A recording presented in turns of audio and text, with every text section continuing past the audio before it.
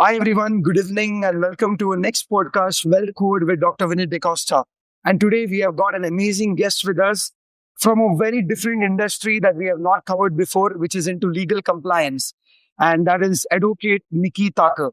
Welcome, ma'am, for the show. Hello, Vinny. Thank you. How are you? All well. Tell me. How's Bangalore? Bangalore is pretty hot these days. Weather has changed. Cool. So just to give her a little introduction about Advocate Niki Thakkar, she's having 4+ years of experience in legal compliance, startup advisory, as well as global investor structuring. And I think she's completed her studies in different top universities, including Gujarat University, Harvard Law School, which is blending her experience in law as well as MBA in finance. So I feel your expertise, your experience has got a lot of things for our audience today, and we would like to know a little bit more about you. So can you just give a small introduction about yourself, your hobbies, what you like doing, and a little bit about your work life also? So basically, my background is from law. I specialize in digital law from Harvard Law School. And right now I work with a lot of traders, especially who are providing finance-related advisory services. I work with RAs, RIAs, all are my clients. So I work with them. So my hobbies are guiding them, training them, and helping startups grow. I love working with startups because for me, startups are the future of India. The way the India is growing right now, the startup that we are having today and the number of startups we're going to have 10 years later are going to be like huge difference. So all I'm trying to do is I'm trying to help startups to grow, to build a great ecosystem, to have a good legal structuring, and just trying to help them out. And that's the hobby I think I'll say that I have. So you mentioned about digital law. Yeah. I've not heard about this particular specialization more in India. Yes. What is the advantage and benefits when you cover or learn about this certification? So digital law is going to be the future, because if you see now the way AI is coming up, now everything is getting automated. We use ChatGPT, and the way we are going ahead now, majorly all the decisions are made or inspired through AI. So whenever AI is making a decision, and if that decision is wrong, and if it's not going correct, where will you go? Which laws will you refer? So that's where digital law comes into the picture, that whenever AI is putting efforts and AI is predicting what is to be done, how it's to be done, then you go to digital law to find any kind of disputes, to solve any kind of disputes. Okay. So this is an upcoming era, though not yet here in India. But so you have learned about a lot of AI tools also, and for example, now if you see Tesla, automation, cars are running on automation, right? If there is an accident that's happening, which laws we will give? Which laws will take the decisions? So that is where digital law comes into the picture. See, US government is right now on the top of it, and they are trying to function in a way that all the digital laws are designed in a way that tomorrow's robotics or any kind of AI tools are performing any kind of misbalance, or they are not acting correctly, then we have the right law to tackle that kind of issue. Amazing. So that's digital law. So I think, like I said, right, it's widely not known in India, and I think this will eliminate a lot of manual, the time, efforts, and everything. So things are getting automated even in the law space. I think that's nice to hear. Talking about regulation versus innovation, right? We are in India right now. It's a new India. It's a smarter India. Things are happening. We are looking for a lot of developments, a lot of projects that are coming in government-based. What I want to understand is, definitely there is a push for retail participation. A lot of new things, a lot of developments, a lot of innovative ideas. But at the same time, regulatory things are also increasing, right? Even in terms of, for example, from a trading point of view, in terms of SEBI compliance. Earlier, I don't think the compliance was that, very, very mandatory. Right now, it's very strict. A lot of rules are coming in. A lot of new updates that are getting, added in the SEBI circular. And not only in the trading perspective, even in the startup investing perspective, many things are getting added. So, where are we heading right now? So I'll give you a very brief answer onto this. So what is happening is that as and when innovation is happening, people are trying to make sure that there are new things that are coming up into the market. But the compliance are also increasing. The reason behind the compliance increases, there are a lot of frauds that are happening recently. If you see nowadays, there are some communities which are randomly created on some Telegram and other apps, which I don't want to say, but there are a lot of applications where, they are just random communities. People are not licensed. Do they have Are they research analysts? Are they certified? No. Are they RIS? Do you have that kind of knowledge? Do you have that kind of education? Do you have that kind of licensing to provide that kind of services? No. And still, people are going to give their knowledge and they're going to impart that this is what to be done. And they're not just doing that, they're also telling that when to put your money, where to put your money, when to take a stock, when to take an exit, when to enter the market. Now, these particular suggestions cannot be randomly given by anyone. Because whenever you're providing any kind of financial advisory, you have to be licensed. Now, the reason why SEBI is making this stringent is because the compliance, if they are not strict, people will literally manipulate the market and they will try to take as much benefit as they can by doing fraud. Running scams. Yeah, a lot of scams that are happening. I do have clients where I have faced, they have come to me with 150 CR fraud, 200 CR fraud, where they have sold their ancestral properties, their ancestral lands, and they have relied upon some random Telegram groups just because 1 or 2, 5, 6. So that is the bandwidth. And I am right now working with EOW of Mumbai, Economic Offense Wing, where we are trying to resolve this kind of issues because we are not able to track that where are these communities located. How do you find out an IP address which is totally digital? So it's like a very difficult task for me. And if that guy had actually sold his ancestral properties just to, invest in stock market because he was greed is the problem. Because he was greedy enough and he was like that, my 150 CR will come into 300 CR in just 7 days.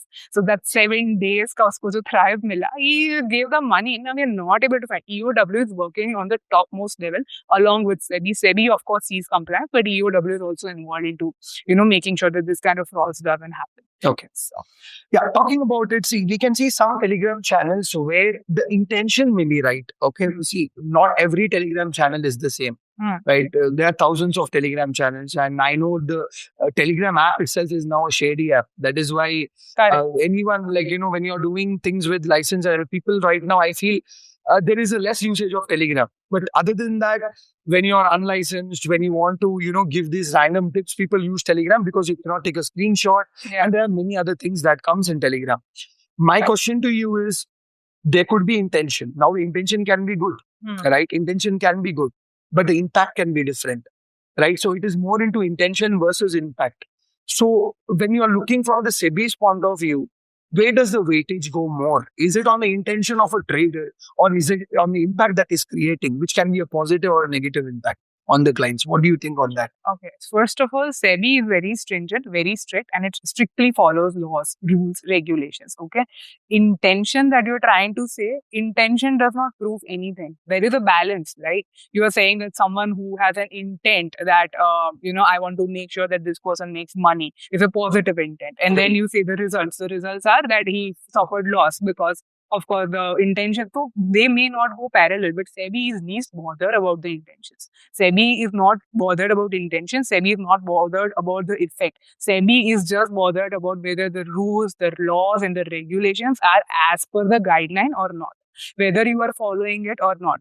Are you a research analyst? Yes. Okay. Then you have to follow certain steps. You have to record the reason why you are giving this kind of strategies. And you have to record that. It also, SEBI has a lot of compliance audit, quarterly audits, annual audits, where you have to submit reports. That report has to have an objective. That why did you suggest this trade? What will be the result of this trade? Did it go negative? Did it go positive? SEBI also has power that, suppose, for example, if someone has given 100% fraudulent tips or 100% wrong answers, even if he's a research analyst registered, SEBI has the power to do a physical audit and cancel his license.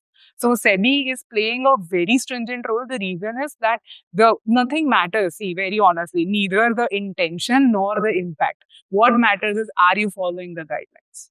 That's the most important thing. That is the most important thing. The rules and the regulations, the conduct, the SEBI guidelines, they all have to be proper. Okay. Keeping certain names aside, what's happening in the industry right now, let it be trading industry, let it be any kind of scams that are happening. You can see a lot of online scams, cybercrime attacks that are happening, and people are losing their hard-earned money. Right. What happens is, in my experience, when you have set up your office in Bangalore or maybe in Bangalore, what we have collaborated, people don't believe what is in front of their eyes. If someone is licensed, he's doing something, people don't want to believe that. Rather than that, if there is a model or a scheme in Telegram that comes, so you invest 10,000 and you get 1 lakh, people are going behind that and losing their money. They're losing their savings. So what I want to understand from this is, like I told you, there are a lot of cybercrime related issues happening. And at the same time, you can see front running scams happening where, people are funded to a level in CNBC, in, multi-level, top-level news channels, and they talk about a stock. And that stock might be a penny stock that never grows, right? And they get a lot of money. And many things have happened. Keeping all the big names in the industry aside, or things like this happening aside, what is the pattern right now that is affecting the trading ecosystem, as per your knowledge? So see, what is happening is this all is performance marketing. Whatever you are saying is a part of performance marketing. What people are trying to do is they are trying to make sure that, see, there are certain legal sites like CNBC, if you see, and all those legal news channels, they are doing totally perfect thing because they are well researched, they are well resourced, and whatever they are doing are perfectly as per the SEBI compliance. But putting that aside, if you see the other people, like for example, you said that there's an Instagram post involved, like if you pay 10,000, you'll get 1 lakh rupees and all. They are just trying to do performance marketing. What they're trying to do is totally wrong, totally illegal, and totally incorrect. It's just that SEBI is not able to track where all these things are coming from. The IP address are not getting tracked. That is why SEBI is not taking any kind of actions. But these kind of performance marketing are totally bullshit because they do not have any kind of licensing. They are not registered. And even if I have personally seen it because I'm dealing with this kind of scam, when you will say that I need the license, they will give you the license. One of my clients got license of HDFC Bank that we are going to provide you financial services. Now that all photoshopped content, people are not able to identify that this license is totally photoshopped. It's unreal. So this needs to be totally ignored. This needs to be understood that this cannot be taken ahead. So according to my knowledge, to everyone, whoever is listening to us, they should be knowing that whenever anyone is trying to reach out to you and are trying to tell you that we are licensed, you have to go to the SEBI portal. You also have rights to write to SEBI. SEBI has given email IDs where you can DM to them. You have to send an email to them that this is what I've been given. This is what I've been providing. Are they actually licensed? You first check. You first verify. And only after that, you push your money onto them, not with. Amazing. So I think our viewers have got a lot of things to learn from here in terms of, what your intellect should be, before taking any kind of a decision, right? You need to think, you need to be skeptical, you need to use your professional skepticism. It is not that easy, many things are there to manipulate in this particular world, but you need to be educated enough, right? And see, the sad thing for me is I've seen people who are doctors, right? Who are engineers, who are getting scammed like this, right? Who are highly educated. It's this kind of scam is not happening with people who are low educated. It's happening with people who are having double post graduations and all this. But now I'm thinking where the education is, right? At the end of the day, education is not certification, right? At the end of the day, education is particular knowledge that you're getting to identify whether something is right or wrong. That is education at the end of the day. So people are not able to understand, what is right, what is wrong. And this is why all these external issues that are coming in. So Niki, in your experience as a lawyer, from when have you been practicing? It has been 5 years now. So 5 years. 5 years, yes. Okay. So 5 years you were working for someone before setting up Niki Thakkar? So I have worked with a startup incubation center initially for my first year, where I was dealing with the IPR services, trademarks, patents, copyrights, everything. And then eventually I ended up with my own law firm in just 1 year of time frame because I had enough clients trusting me with my IPR services. And then, of course, because I'm specialized and licensed and I work with semi-related, like, of course, I do appear also in semi-related matters. So then I started working with semi-related cases. And now, of course, I guide everyone who wants to be a trader, who is an RA, who wants to become educational provider, everyone. I help them with licensing, legal compliance, structuring, everything. So that's how my career comes up. Okay. Just to ask you about, see, you have different level of cases, it might be first level, second level, third level, depending on the seriousness of the matter, right? Over a period of time, when you do the same things again and again, the work becomes monotonous, right? Wasn't there a point like where you felt that, okay, I'm doing the same things? Are you not getting bored? I know when you get bored, you start making money, but no, not really. Here, I want to correct you. So this is what is great about SEBI.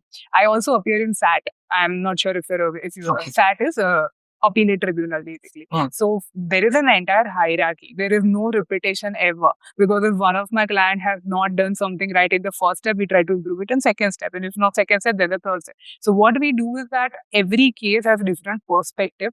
Every case has different forum that we have to approach. Every case has different style. So there is learning there's learning in every case. So I'm a student every day, because even if someone says that this is the same matter, you've done it in SAT, no, there will be 10,000 different things that will come upon. So this career can never be boring or repetitive, for sure. Amazing. So you enjoy your career. Yes. Oh, that's important. Okay, so what were so handling different cases, you might find some cases which turned out to be very good. Some cases, like you said, was maybe difficult or maybe, a challenge for you to handle. Can you tell me, without keeping any of the names aside, can you tell me what was one of the most difficult cases that you directly said no to the client, right? And what type of a case was it? If you can give us a brief on it. Basically, it is a SAT-related matter only that I directly said no, because one of my client was questioning an IPO, where he was just saying that this IPO should not happen because in the red hearing prospectus, wherever we have to submit that, he has done a lot of misleading, because he has he was hiding some grievance facts which were not supposed to be hide. But when I went into the details of the facts, I realized that were already mentioned, though very indirectly, but because I knew that SEBI will definitely give a judgment in favor of the IPO. So there, I have... The IPO which is already launched? Yeah, IPO which was going to be launched. So now it's launched? Now it's launched. Okay. So that company already had it all clear, documented, though indirectly, but it was done. So in this case, I had to say a no to my client that I will not be able to take this case further for you, because I don't see that there is any relevance of what you are saying. So there has been certain cases like that in my life where I have said a clear-cut no, considering the facts. Okay. What about the cases that you felt, okay, this was very difficult, but at the end of the day, you did it, right? There could be cases where wrong allegations can happen, misrepresentations can happen. Trading, I feel trading is one of the field which is easy to be hated. Right? Because, money is directly involved. Correct. And, even me, almost 7 years as a trader, I've seen ups and downs, misrepresentations, wrong allegations. Every trader in their life sees it, right? So I can definitely, connect to that experience. Can you tell me one of those situations in your life, right, where you found that, okay, this was very difficult against your client, but you were able to help him and that situation went in your favor? So there was a case which I was dealing in Scores portal, if you're aware about. Scores portal is basically a portal SEBI compliant order. Yeah, everyone can come there and put their complaint. So one of my client, a very good client actually, got a complaint in Scores portal where they had evidences. So evidence were pretty strong. So I did not have hope of winning. Evidence was against the recommendation? Yes, against the recommendation. Stock or option recommendation? It was an option recommendation. Okay. And the client had done loss of some 12 lakh rupees. Okay. So he had invested a very big amount, and whatever the investment was done under the supervision. So my client who was providing this financial services, and he was the one who was a RA, research analyst, and his complaint was registered on Scores portal. For me, winning that case was a very big achievement, because then it went to SEBI, then it went to SAT, and it went on long and long for 1.5 to 2 years of time frame. He was like that this was a total misconception that they were trying to sell, and they were just trying to sell some fraudulent leads, and which was actually correct, because when you see the data, whatever he had suggested did not go right. Of course, in the end, it's subject to markets are risky and all that, we agree. But at the same time, it was pretty evident that there wasn't there a stop loss for that. Every recommendation there was a stop loss for that, but even the stop loss was making good money, good loss, because it was 10 lakh rupees of capital that he had involved into. So it was the stop loss also was in loss. So stop loss had triggered, but he did not take out the money. That was the client's fault. Only on this one fact, I have won the case. Amazing. Only on the one fact. See, what happens is when you look into these situations, right? See, there are two things here, right? You knew that it was very difficult to win the case. There was evidence, there was a strong evidence, but you definitely proved your client right. How was it feeling the next day? That is the amazing feeling, worth my career. That's what I work for. That's the feeling that I get on the next. So I think in your life, waking up every day thinking to solve someone's problem is actually business, right? Business is not about making money. It is about giving solution to someone. Inner satisfaction. Right. Yeah. And I think the same way, right? It's common in my life also and common in many people's life. And what viewers should understand is making money is not the end result, right? Correct. Making money without peace is also not going to solve your life's goals. Exactly. So you need money, you need peace, and you need, satisfaction at the end of the day, like you said, right? And that's when things go better and better. So, Niki, having an amazing time asking you a lot of questions, and your expertise is answering a lot. Talking about another important thing, we have seen a lot of finance creators, right? Definitely a lot of big names in this trading industry, like who have been giving 4-5 years back open tips on Instagram, recommending an option on Instagram Live, or making, or live trading and everything, what's happening in YouTube and everything. But over a period of time, 4-5 years down the lane, all that is forgotten by the SEBI, right? What is it that, what is the practical enforcement that these disclaimers? So definitely now you might come offline, you are just a finance creator. You do not have a SEBI RI, you do not have an RI. You come and give a recommendation. You give a disclaimer for that. But how much weight does that disclaimer carry? And whether it's the right thing to do it? So disclaimer is a shield. It's not 100% guaranteed result kind of thing that you provided a disclaimer. So it's almost like, hey, I'm murdering someone, and disclaimer, it was done by mistake and I did not know about it. It's not allowed. So disclaimer is just a shield. It's not 100% protection that you're going to get in terms of law. So tomorrow someone will file a suit against you and you will say that I provided the disclaimer. Agar jaoge to end mein wo log dekhenge evidence. So that is what they will look onto. They will look onto is the evidence. Court will predict it in a way which is correct. Court will see the evidences, court will see the statements, court will see the power, court will see whether the person was educated enough to do this. Does he have a right? Does he have a license? Disclaimer is like a shield. Sometimes it works, sometimes it doesn't. So that is how it is. So disclaimer cannot be considered as 100% protection at all. Disclaimer is just there for a guideline, for just a short-term kind of like, it is not going to help 100% into protecting your matter into court of law. When you go to the court, when you go to the justice and you go to the Indian law system, they will just focus on facts. They will see the evidences, and based on that, they will do the judgment. Disclaimer, just a sheet. Okay, so what are your thoughts on creators? Like, 3-4 years back, they came, they gave recommendations. Now they are in Dubai. If you see, most of the people fly to Dubai, right? Most of the traders. Yeah. Definitely, Dubai is a good market. Even I would want to go there as a trader. Sure. And, there is a lot of growth, right? Even in terms of forex market and all the other things that's been promoted in Dubai.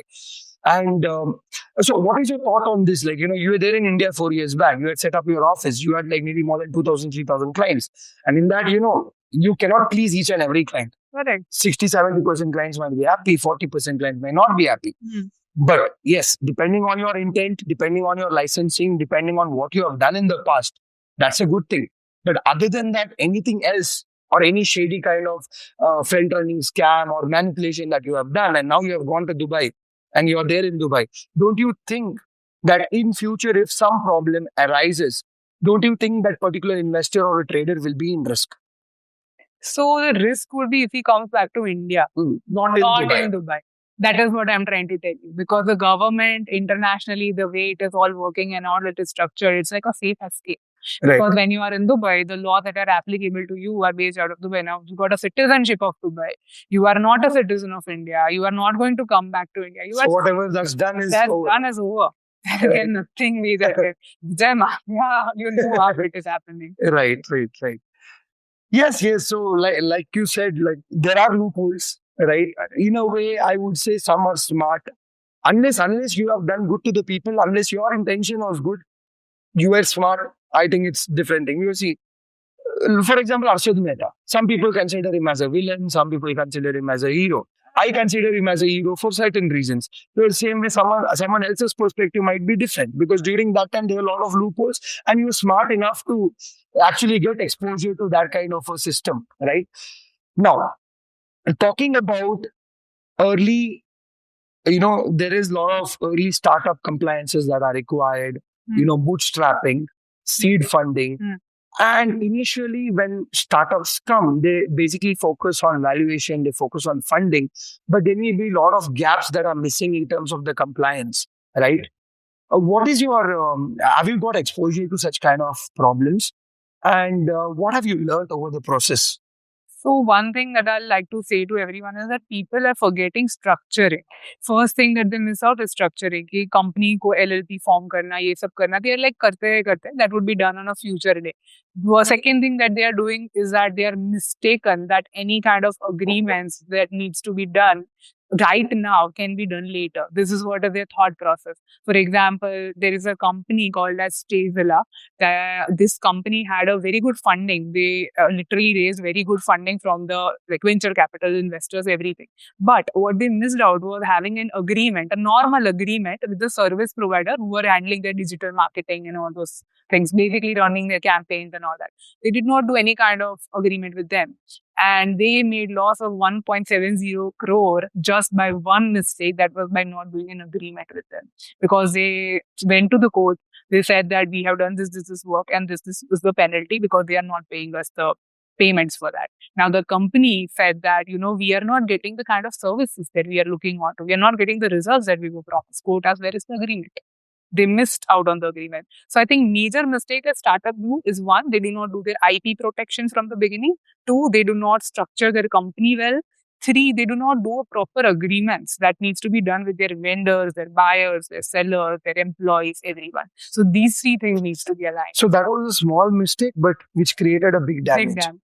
Right? So this is what you have seen over the experience. But see, again, talking about the startup investing, a lot of companies require funding, right? Nowadays in India, I don't think if you have good ideas, if you have a good business model, no one can give you an excuse that I cannot make that business run, because people are there to fund you. Correct. There are a lot of people who are ready with funding. You have your idea, you know how to execute it, they are ready to fund. So there is no excuse that, okay, I cannot make a business or I cannot start my business. Earlier days, maybe there were things. Nowadays, you have everything available, right? Everything outside is available. What is your message to the youths, right, who want to start their own startups, who want to, basically level up their game? They might, I've already started something in a very small scale. They want to get into a large scale. And they want to start startup, they want to ask for investments. They are looking for fundraising. What is the suggestion that you give from a legal perspective? So I think one thing that everyone has to understand is that as much as you see there are some positive approach that can happen to your business, you should also analyze risk. I think what the owners are forgetting, the startup owners who are very Gen Z and upcoming and trending, they are not analyzing the risk. They do not understand that tomorrow, if this innovation, that's what I'm done and I'm sharing it to someone without any IP protections, then it might just get leaked. They might misuse. Of course, the awareness is increasing. People are understanding what trademark, what copyrights, what patents are. But at the same time, some of them are actually doing the innovations and sharing it just like without any protection, which is totally to be avoided by all the startup owners. Second thing that they must do is a proper legal structuring. As I told you, that who's the director, who's the founder, who's the partner. And this all has to be recorded on MCA's website. So basically, you have to go to the government portal. You have to record everything.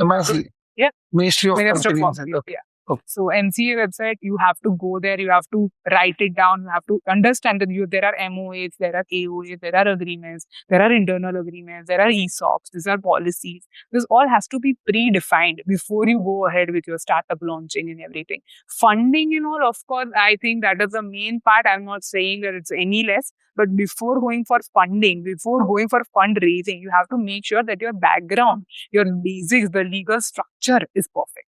So this is my advice to all the startups. Okay. In terms of valuation, now let's say I have my company, right? And I'm running it offline since last 3 years, right? Let's say the business is growing well, maybe a 50% increase in revenue every year. I'm giving you an example, imaginary figures. Let's say 50% is increasing every year, right? In future, how do you think from a legal perspective, let's say there's someone who wants to invest in my company, or buy shares of my company, or maybe I want to sell the company.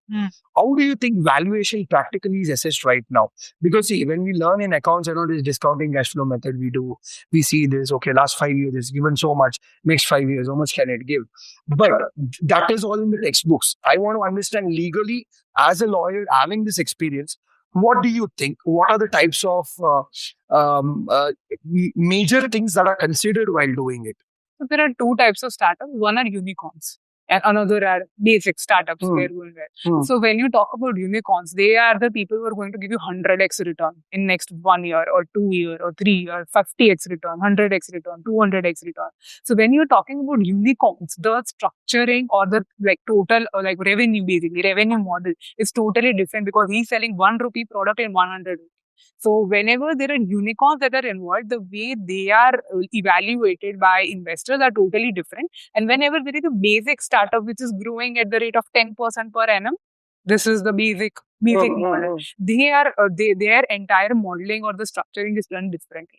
So their revenue model is just one part of it. Other than that, they check what are the assets of the company, what are the liabilities of the company, how much will they grow, what are they spending on marketing. So they do all the liability asset calculation, and then they put a valuation onto it. This is a standard way of a basic startup. But unicorns who are promising 100x return, 200x return, they do not actually go through any of these calculations. No assets, no liabilities. They simply just come upon about that, 2 years of timeline and I'll give 300x return on this. So accordingly, they are valuated. So there are two types of valuation even investors are following. But if you see venture capital, so there are two types of investors. That's also something you need to understand. If there are venture capitalists who are basically very enthu and who have trust and they want to take risk, they risk-taking investors, they will go for unicorns only, because they know either it would be zero or it would be hero. That's what they'll be going on. Like how in trading we have got an expiry zero trade. Same way investors will be back. Okay, fine. So coming back to the questions, talking about this, let's say you spoke about, okay, one way of it, how they analyze it, looking at whether there's a unicorn, how is it growing and everything.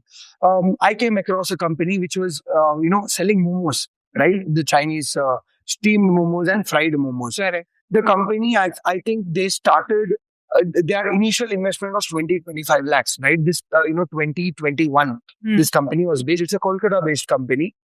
Today, they're having more than 45 branches, right? Yeah. And you know what the owner did? He just strategized the plan. He bought the product. First 1-2 years, he spent only on marketing and branding, right? Initial investment, like I told you, was 25-30 lakhs. Company went well. I feel maybe the owner, first 2-3 months, he might have had the operating cost. After that, I doubt he had any operating cost because the business was running well. Meaning, it was running in a positive, working capital was basically, it was positive. So, cash flow was there and everything. In 2 years, he entered the company 2 years back. In 2 years, he exited with 16 crores of valuation. Okay. 16 crores. Okay. Just imagine, right? Yeah. Investment was 25 lakhs, exit is 16 crores in 2 years, and now he's got into another company. Got it. Right? So, what do you feel, and what is all the viewers have to consider in this? Because see, eventually over a period of time, as businessmen, as entrepreneurs, especially, like me, I'm also thinking as a solo entrepreneur who's planning to grow, who's looking into expansions, you have to think smart, right? You cannot be in the same game for the next 10-20 years. Correct. Either you modify your game, either you add a lot of things, either you get into new variants, but you cannot do the same thing for the next 10-20 years. Correct. So what are you seeing with this particular experience? I told you, what might be the mindset of this entrepreneur who I gave you an example of? So these are all entrepreneurs are trying to grow fast. Because right now it's a rush. It's a game. Everyone wants to grow as soon as possible, as fast as possible. So whenever you talk, there are two types of entrepreneurs. Some who want to have a higher stake in their company. They want to control their company and they want to make sure that their business runs under their terms. And then there are other type of people who just want to make revenue, want to make money and take an exit. So what type of companies that you are dealing with, it is actually very subjective. There is no generic guideline that I can tell you for everyone, because everyone is different, everyone's perspective is different. I have seen at the same time some traditional people doing very, very good, have very good skills, very good knowledge, very good experience, and their company is valuated 10x than what they have started, still they are not ready to sell their equity. So there are two types of business owners or entrepreneurs that are there in the market. Some want to grow fast. So they just want to make sure that, whatever money that they've invested will get 10x and then they get a lead. They can exit. No, like you said, it is subjective because see, selling a food segment is different. And for example, trading, you already have a face and then you sell it doesn't make sense because you do not know whether after you sell it, whether the brand will become successful. But here, momos was just a recipe. You sell out the recipe, business can go away. Right? Because people are used to the taste. So like you said, yes, the nature of business plays a very, very important role, whether it can be sold over a period of time or whether you need to continue giving a stake, having a maximum stake, controlling the business, but adding people to your business who are, able to look at it or buy some shares of your company, right? So this is one of the things.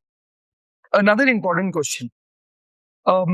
India is growing. We are in a smart city. Inclusion of AI is increasing, right? In the future, where do you think regulations need to be increased, or which are the areas that can be a spotlight? Now, like I said, there are a lot of AI models happening, right? Copy trading, right? Copy trading is also getting into, a lot of copy trading ecosystems. Like we are in a different ecosystem right now. People have started a lot of copy trading apps and everything. Where do you think regulatory need to be increased? Now, let's say tomorrow I start my copy trading setup, right? I'm a CBRA, right? Tomorrow I start a copy trading app. So, and I link, you know how it works, right? For one account, you can link 100 accounts.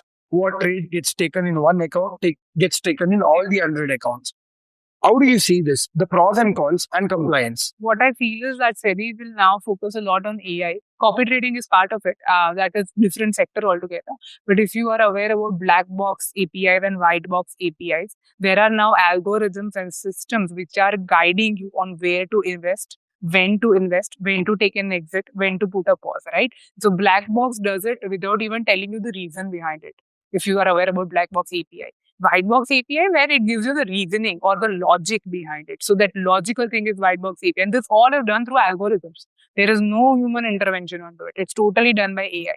So SEBI is right now making sure that there are compliance that are involved in order to run this kind of APIs and AI softwares and everything. So SEBI is making sure that these APIs are not done without a proper compliance, because even the AI has to be well trained, even the algorithm has to be properly written, and even the algorithm should have logic behind it. So people are trusting black box APIs and white box APIs because that are happening easily right now in market. But SEBI is totally working on to making sure that, no compliance is misleaded or misguided and everything is done properly. So yeah, that's what AI is working on to as of right now. Now, talking about copy trading, I see it as a solution to some problems, as well as I see it as a risk, both the ways. Now, you need to understand that in this market, word of mouth also plays a very important role, right? You cannot satisfy all your clients. It's not possible in every business. You might do your best. You're putting your best every day, giving people the right direction. And as a trader who is growing, right? Maybe your 8 out of 10 trades are going very well.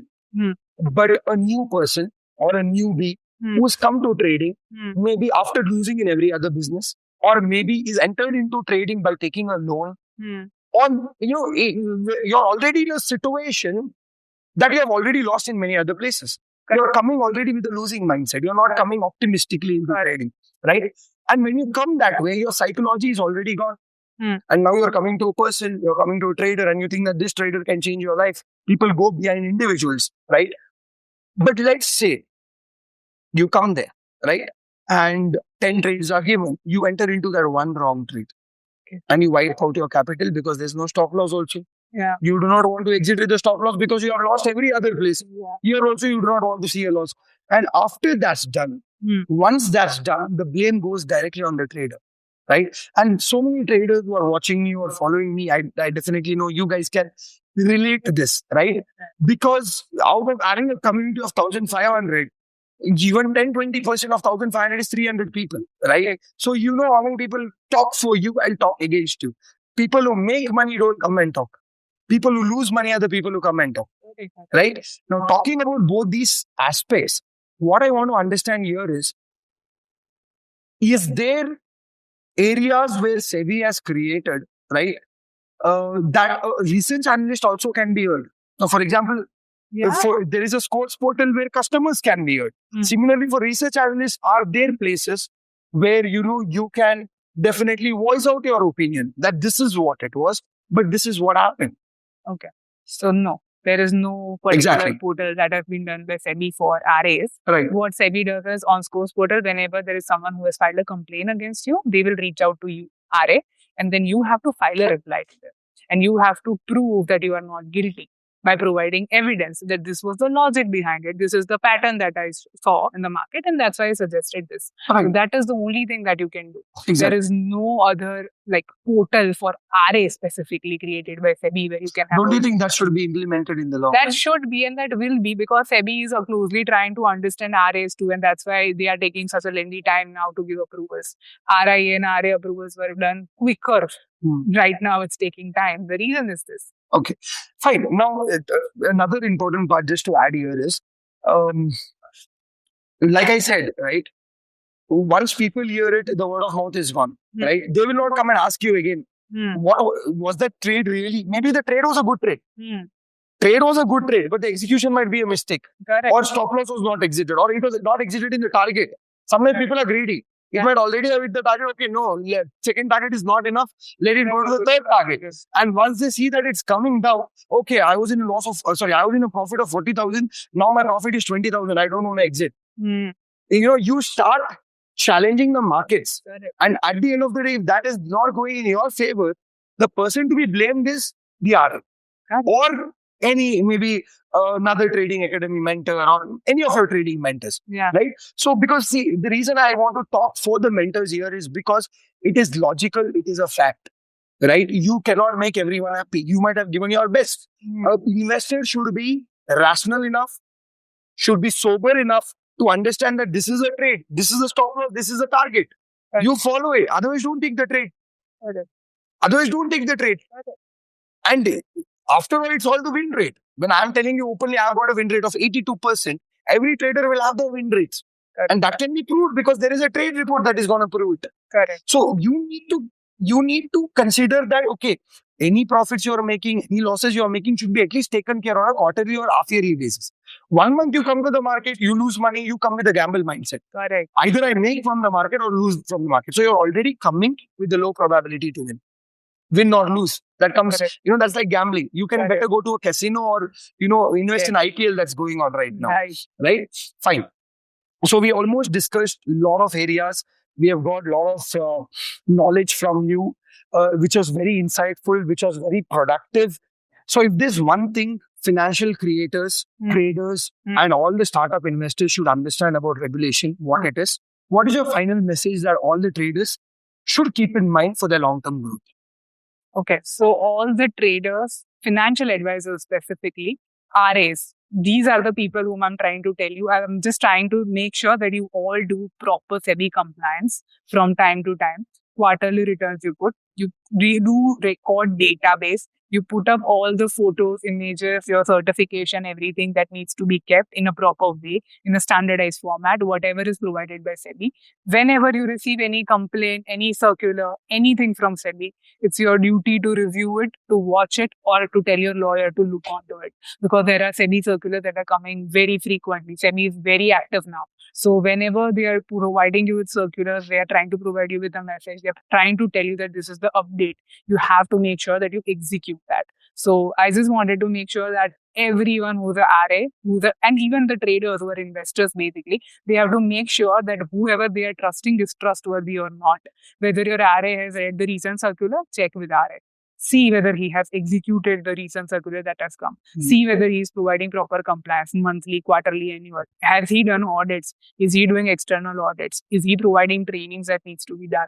Is he recording the database? You have the rights to check that. What do you feel is more powerful, RA or RIA, in terms of giving recommendations on daily basis? It's both have their own powers. Okay. So RAs are the people who are providing educational services. And RIAs are the people who are providing investment related guidelines. Okay. They can tell that this is the trigger point, this is where you stop, this is where you don't stop and all. Okay. So both have different, so both have different duties. One is on educational side and another is a proper, can trade on their behalf basically. So trading can be done on their behalf. So that is what is the major difference. You can trade in behalf of your clients. Fine. So because you told me this, even about copy trading, we just discussed some time back, right? Yeah. Now, let us say in copy trading, there are so many accounts that are clubbed. And is it possible to create a system where even now there are 400 traders? Now, if I am in loss, all the 400 traders are in loss. Correct. Why I'm talking about this is, sometimes clients manually cannot put the orders because of their psychology. Even if they put manual orders, they're going to lose money only because they're not able to keep the proper stop loss, proper target. That's why I told you, in a way, copy trading is a solution. Correct. In another way, copy trading is a risk. So what do you think if some companies or some traders who are watching us right now, if they want to start a copy trading model, what they can do with the clients or in terms of contract, or is SEBI supporting it? Copy trading, you have to first inform SEBI that you are going to be starting with it. There are certain guidelines that are already proven. There's a circular related to copy trading. So you just have to follow the circular. Second, you have to do a click wrap agreement with your clients whenever you're doing copy trading. So that click wrap agreement has to be legally, essentially covered, and it has to have all the guidelines, rules, regulations that you're going to be using for copy trading, even the logic that you're going to be using, even the APIs you're using, the algorithms you're using, that all has to be properly mentioned in your click wrap agreements. So here your click wrap agreement will be a very vital role in copy trading. Okay, fine, cool. Fine. So just to, we learned a lot of things from you in this podcast. It's very insightful, knowledgeable. I don't know how last 1.5 hours has passed by. Yes. It was great meeting you. And to talk about advocate Niki Thakkar, we are also working with her, and I'm also one of her clients. In terms of legal compliance, they have been doing a wonderful job. So all the traders out there who have been following me, my Instagram community, if you're looking for a very good legal compliance, do reach out to her mail ID or contact number will be shared below in the description. Definitely, she's one of the great lawyers to look at. And anytime you call her, she's definitely going to answer. And, you get to learn a lot of things. And not only in terms of trading, it can be in terms of startup investing, anything that you're looking for compliance. I think, she's the right person for it. And again, this is not a brand promotion podcast. It's done out of mutual understanding, mutual collaboration. It is not that she's paid for me for the podcast to talk about a business. It's more of a knowledgeable podcast. It's that knowledge that you all require. The facts have been spoken here, and it's not to defame anyone or any particular individual or any particular company. It is just for observational and education purposes. So if you are looking for the right legal compliance, please look into this. I'm even going to talk about a program that is going to be organized in the next week where you can come to Bangalore. It's an offline event and you can come and learn the importance of investing, importance of law, everything in one particular program, because I'm also going to be one of the speakers for this particular program. So thank you so much, Niki, for being a part of this program. All right. It was great having you in this collaboration. Last thing is a final thought, a final message. What do you want to give to the people around, and then we can wind it. Okay. So it was such an honor to be here. Thank you so much for inviting me. So it is such a great thing that I'm working with VD Associates. This is the only licensed firm in South Karnataka. They are all SEBI approved and they have RA license. So you can definitely trust them. You can rely on them and you can work with them and you can definitely have their investment tips and execute it. And they'll make sure that it all becomes flawless. Thank you. Thank you so much.